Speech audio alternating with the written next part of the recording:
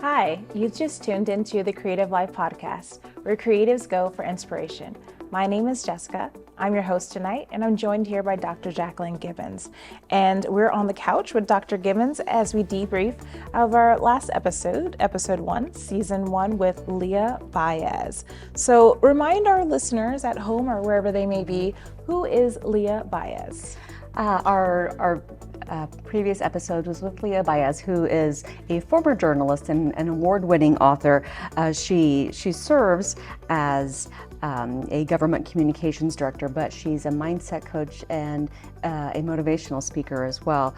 She actually had a commencement speech that went viral in 2018 with over 6 million views so far. And her career has become sharing her story. And part of that was in her book, A Star for Stella.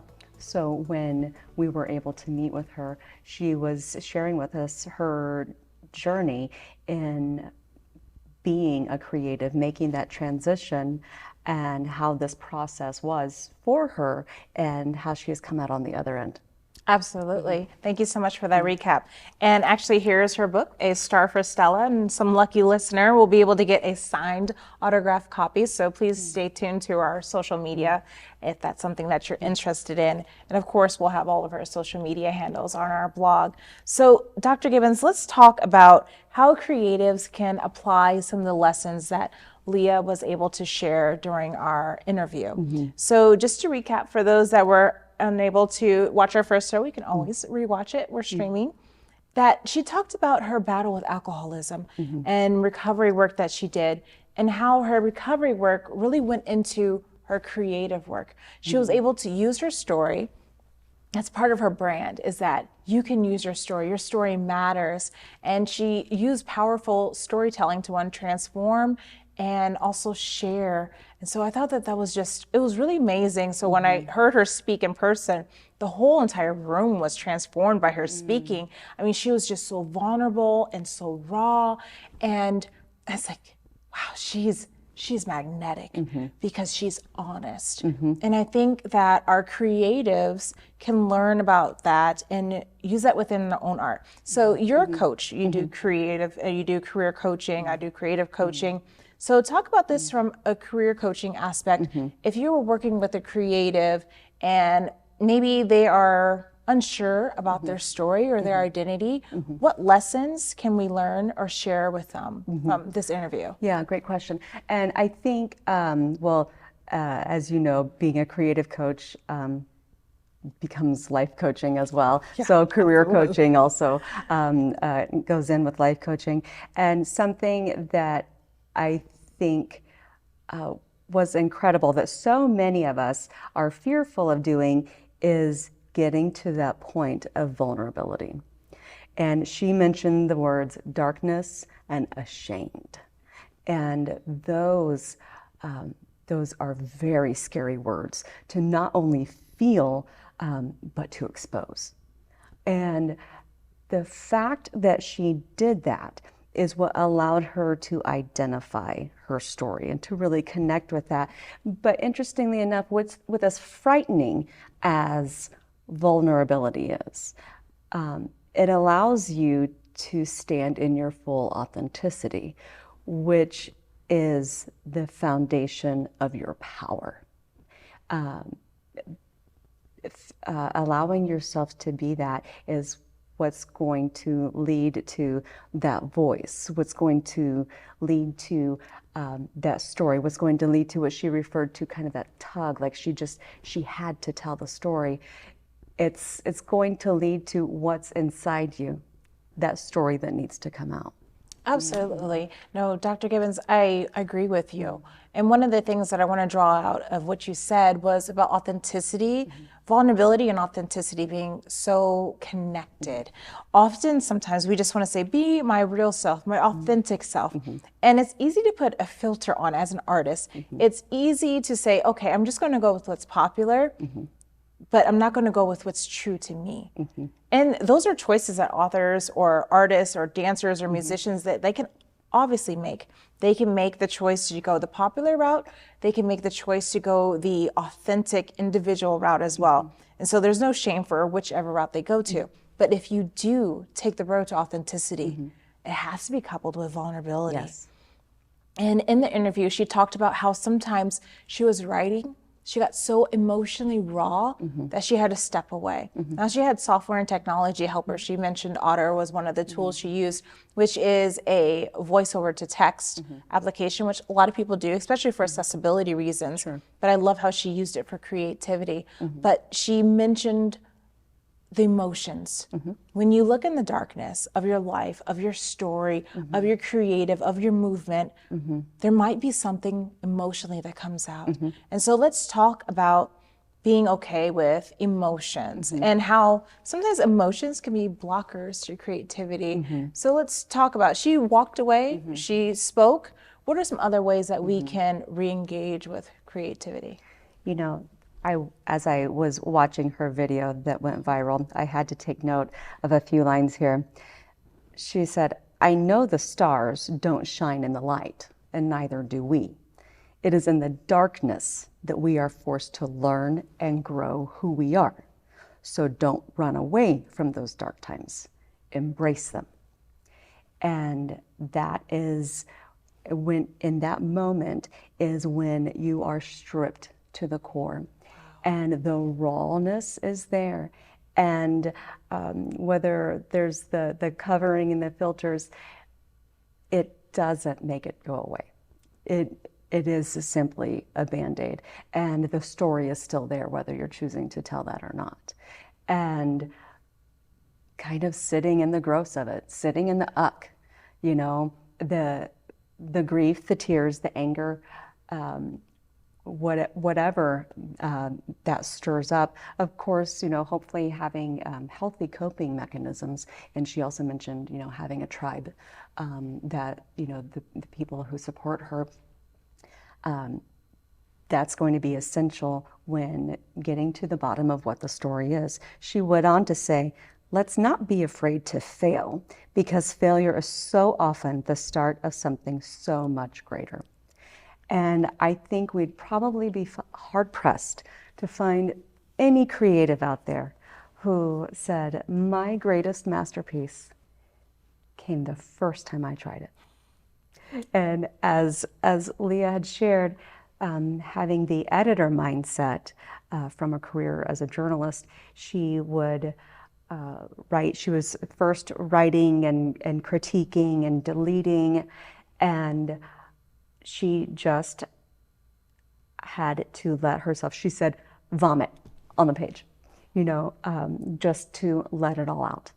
And then step away and come back and finesse and fine tune and polish. But you have to be able to be willing to do that, to get to that point. And because that's scary, sometimes people may need a support person to do that. Doing that alone can be scary. Sometimes it's just having someone else that almost makes vulnerability less scary. Because there could be times if you are in that moment, but you're alone, you may not know what to do with that. So that's kind of a judging of yourself and your comfort level, and maybe past and how you've experienced trauma or whatever's been experienced. Kind of knowing yourself and allowing yourself to say what you need, honoring what you need.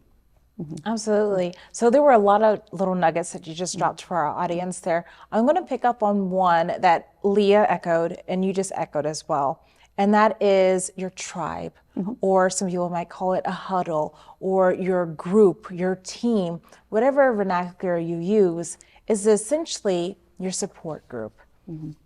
And for artists, this is really important, because I was working with an actor and dancer, and this person I was working with, there's a lot of rejection in that field. And so having people that you can go to when you feel rejected, because it's not technically you, it's you not fitting into the character. It's you not fitting into the cast. It's not exactly what they're looking for. But when you have a support system, because putting yourself out there for audition, that's a lot of vulnerability. Yes. You're putting yourself out there to be judged and to be critiqued, and it's publicly. You know, it might be a public audition, there might be other people that are able to listen, or other people on the casting director set. So it's really important that you do have people with you, because one, when you're in the creative process and you're writing and you need the accountability, but two, when you're also executing that creative process, whether you're getting ready for your first art gallery showing, or perhaps you've had some success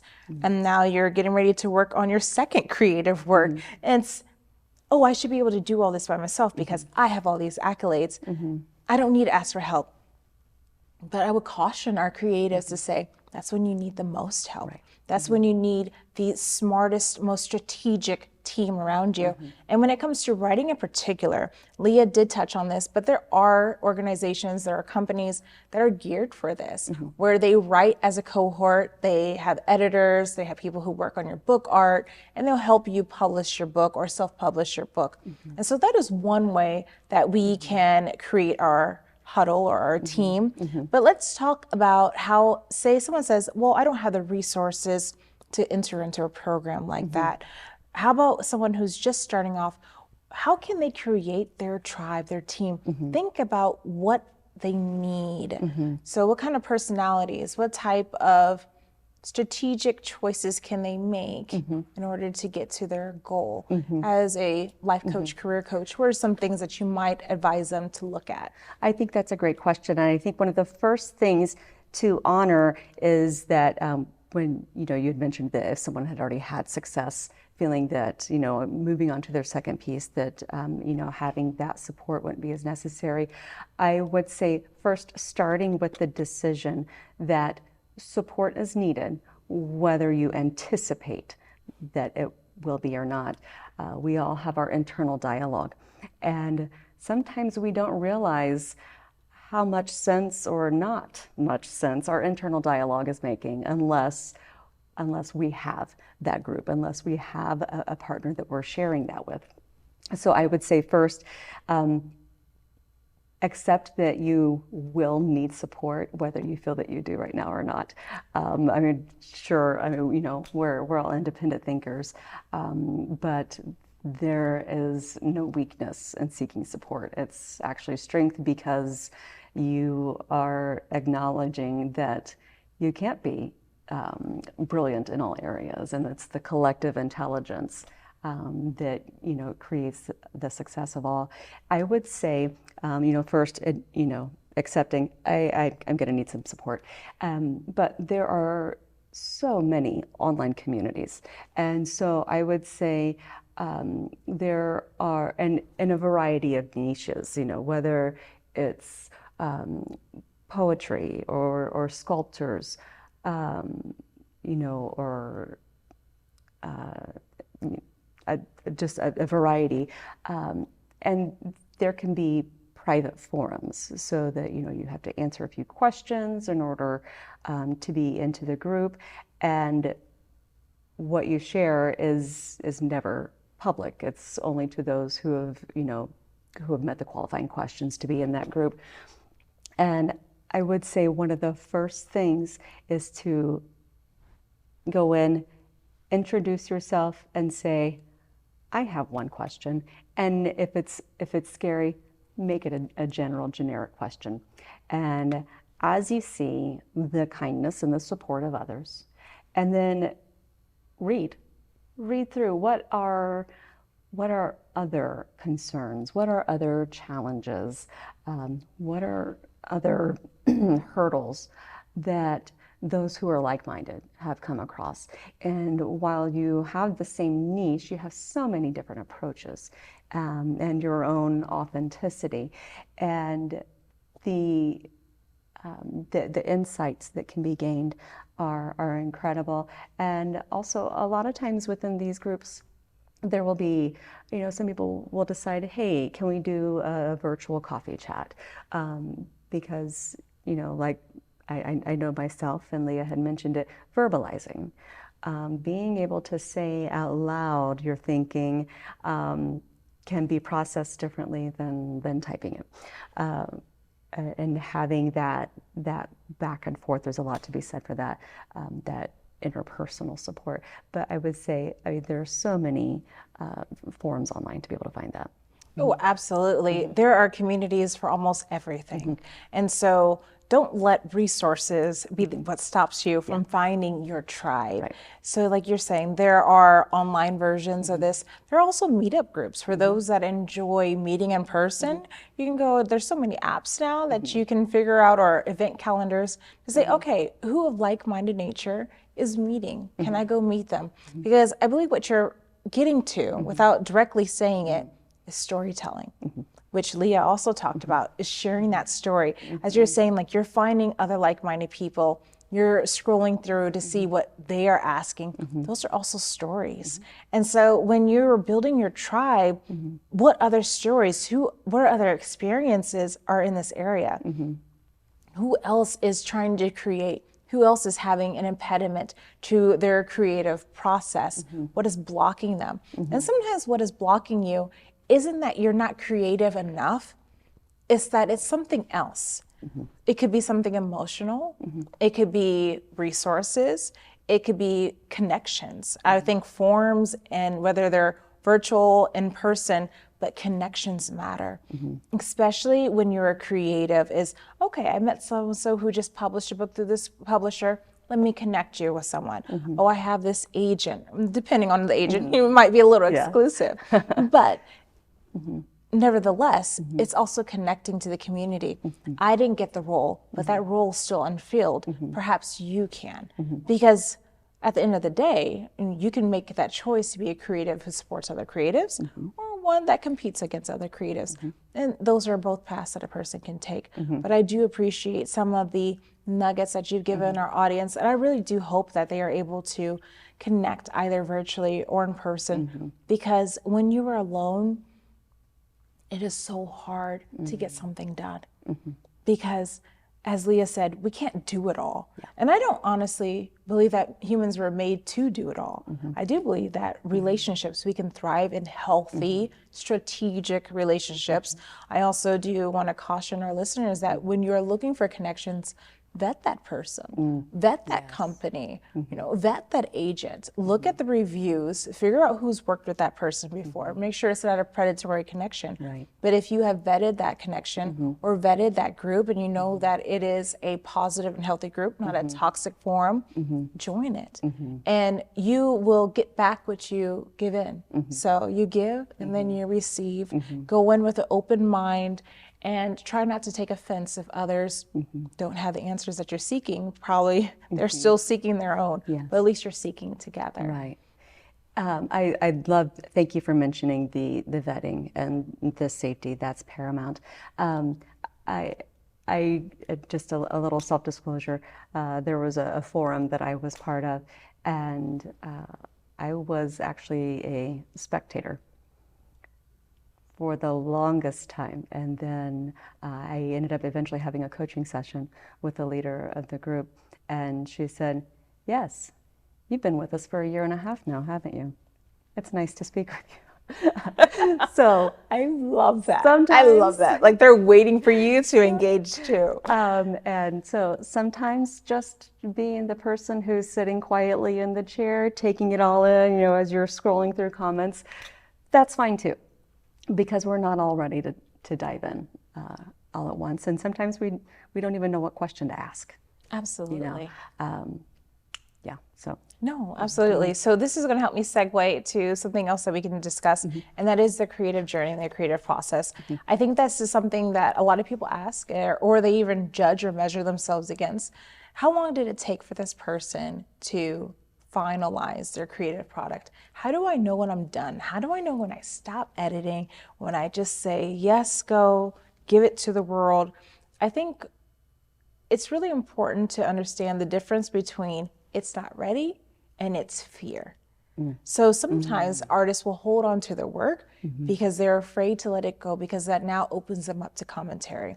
This is something that creatives all face, that there could be commentary. You're opening yourself up and you're sharing your world with others.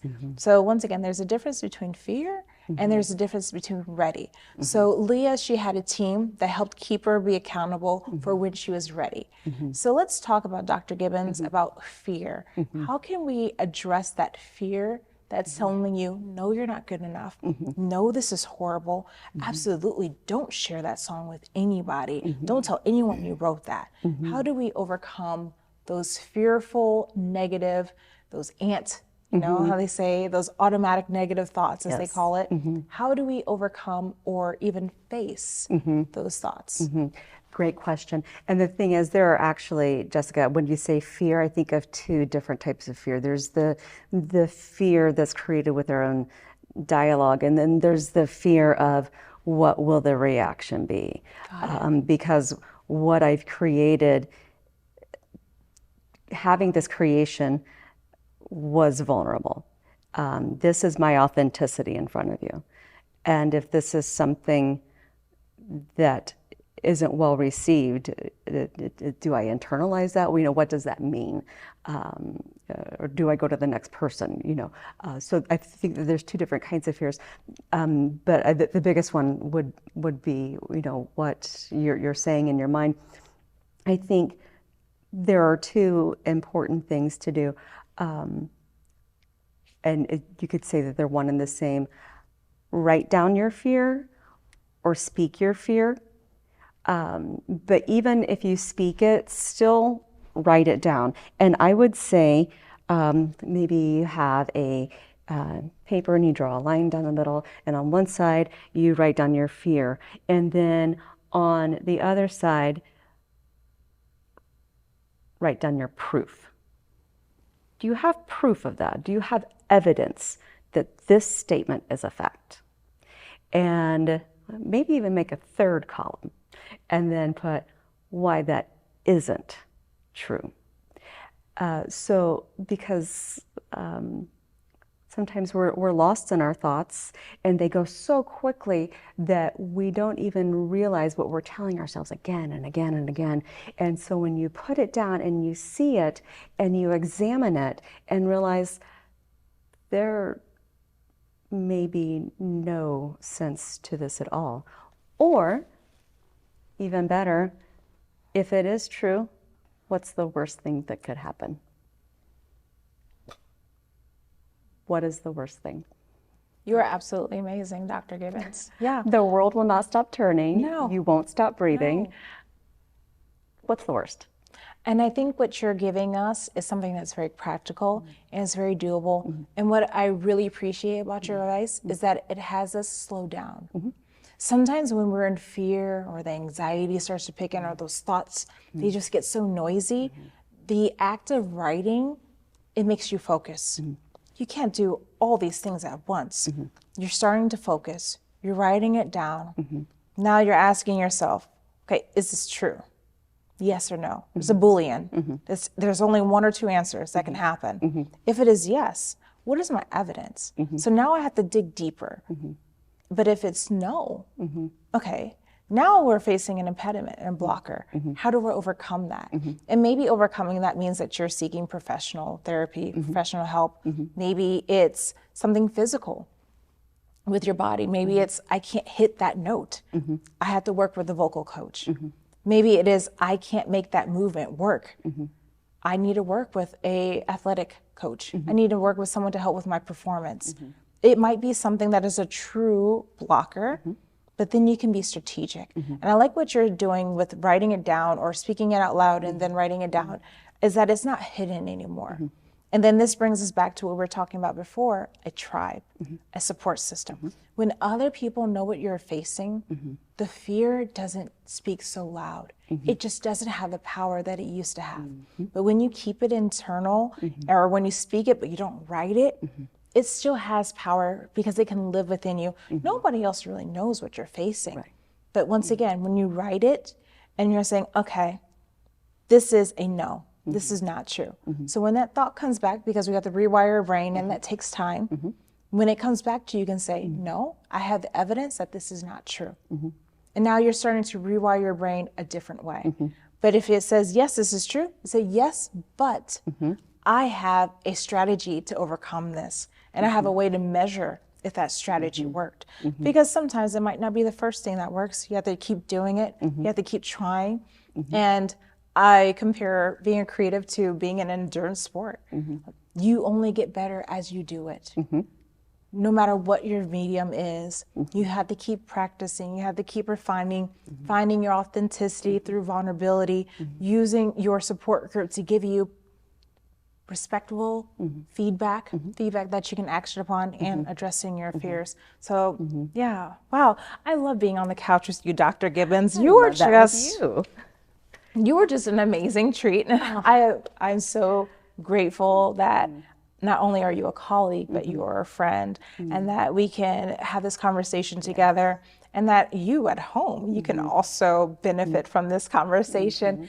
And if you are looking for coaching advice, please make sure that you're following us on our Instagram, our Spotify. We have a blog. We are on all the social media, you know, if you're on TikTok or if you're on X, Facebook. So make sure you like us, subscribe us, share, reach out to us if you're interested in any coaching or if you just need some advice. So I just want to say thank you so much for being on the couch with me and our listeners, and I'll let you sign us off. And Jessica, thank you so much for being the brainchild behind this and sharing this space with you. Absolutely. And learning from you and with you is, thank you. It's powerful and it's exciting, and I already can't wait for what's to come. Absolutely. So thank you for joining us on the Creative Life Podcast, where creatives go for inspiration.